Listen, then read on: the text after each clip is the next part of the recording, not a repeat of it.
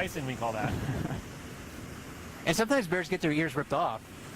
We've seen that happen here before. In fact, there was one bear nicknamed the Vander who kind of lost his ear around, I think, the same time that Evander Holyfield had his ear bitten. So that's where that nickname came from.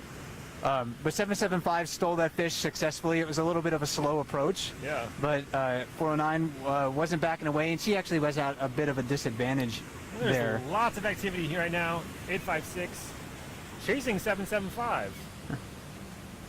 And that just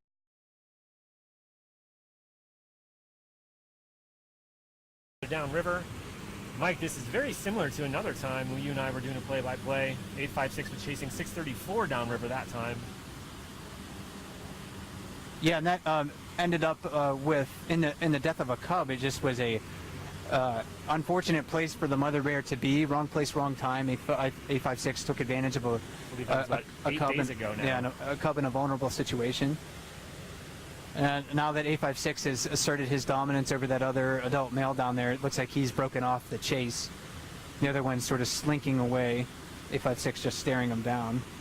And those are both downstream in the island. Last night, again, we were seeing a lot of bears catching a lot of fish. Not nearly as many aggressive interactions between the animals.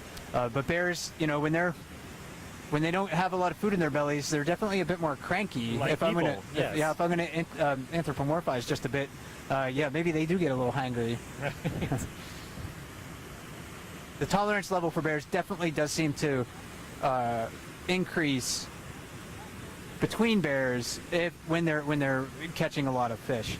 So on a night like tonight, where there's not as many salmon in the river, Yeah. it definitely leads to more aggressive encounters and more competition for fishing space. And 856 is walking back onto the scene from the island. And it'll be interesting to kind of watch him come up to the falls too, because he really has kind of free reign about where he wants to go. So we'll see probably him yield or cause other bears to yield their spot. It looks almost like he was trying to scratch his back on the shrub there. There used to be a tree at one time. Yeah, doing a little bit of marking there. It's a visual signal for other bears that says, hey, look how big and tough I am and fit I am. It also leaves scent behind. They're often urinating on the ground when they do this. Sort of chemical indicator.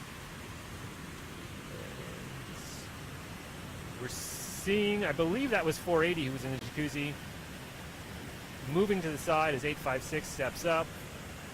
Yeah, and 480 just saw 856 coming and decided, hey, it's not worth the risk. I am just gonna get out of that bear's way. And again, that's how most interactions between brown bears are. They're just avoidance more than anything. And then, is that the unidentified male we see walking on top of the falls now? Oh, that's 775 again. That is, he's back. He looped that's around. Lefty. Snuck around on us. Okay. Yeah, coming back to the waterfall. Those younger bears you saw got out of the way again, avoiding him. 409, generally fairly tolerant of other bears, so she's not really making much of an issue of his presence.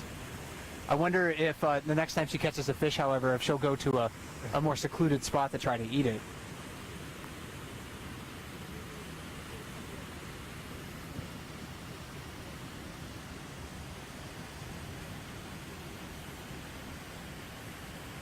And 409 seems to be deciding it's not worth it to fish that closely for the time being. Yeah, maybe 775 there just made her a little uncomfortable after that fish stealing incident that they had just a moment ago.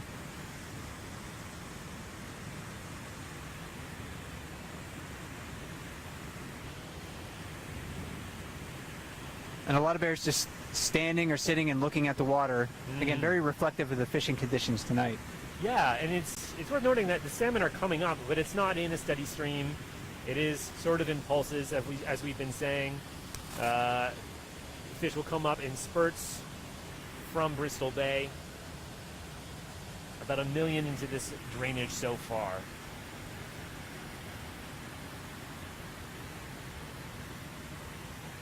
And the salmon run is going to begin to taper off. It's usually about this time of the year where the peak of the migration period happens. And it's definitely a true bell curve. Like there's going to be salmon trickling into the area into the beginning of August. Sockeye salmon, I should say. We'll have other species of salmon moving to this area about that time, but not nearly as many. 99% of the fish that you end up finding at Brooks River are going to be sockeye salmon, and we're kind of at the peak of that migration right now. And today, July 11th, this fish had been running really in earnest for about 2 weeks now. The last few days of June, they began to show up. And I think a lot of these bears, when you look at them, they reflect the healthy run that's moved through so far. Very fat animals. Yeah, we were commenting on the bear cams today with some bear cam viewers about that these bears do seem to be a little bit heavier than they may have been in previous seasons, perhaps reflective of the large runs we had last year, and it's expected to continue this year. Last year was, I believe, the 4th largest salmon run for Bristol Bay since records have been kept. And when you have exceptional numbers of fish like that, it's very good for the ecosystem as a whole. The salmon fertilize the watersheds. I mean, these would be very nutrient poor areas without sockeye salmon. So salmon, they're growing up in fresh water, and then they head out to the sea where they'll spend their adulthood. And all that weight they put on their bodies, absorbing tiny sea creatures, they bring all of that back to the interior. So it's this massive transfer of nutrients from the open ocean to these relatively nutrient-poor lakes and rivers.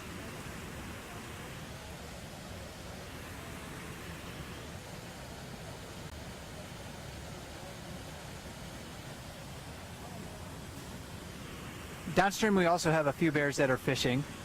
Maybe we'll pan down there while the action at the falls has tapered off just a little bit. So we're looking now down towards what we call the riffles.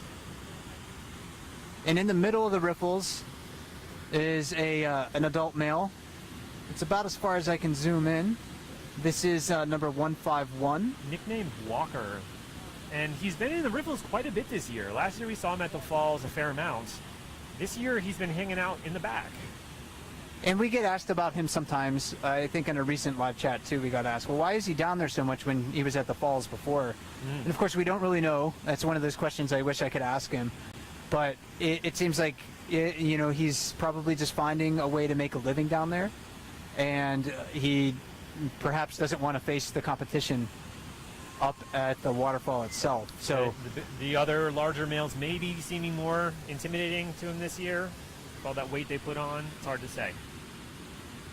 Definitely far fewer large adult males fish down in that area. Yes. So if that's your main competition, and he's big enough that he can usually displace most of the females.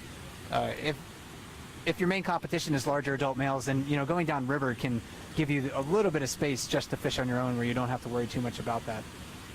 Walking right in front of him, it looks like number 274, who's also a bear about his age, so maybe around 11 years old or so. A little bit larger.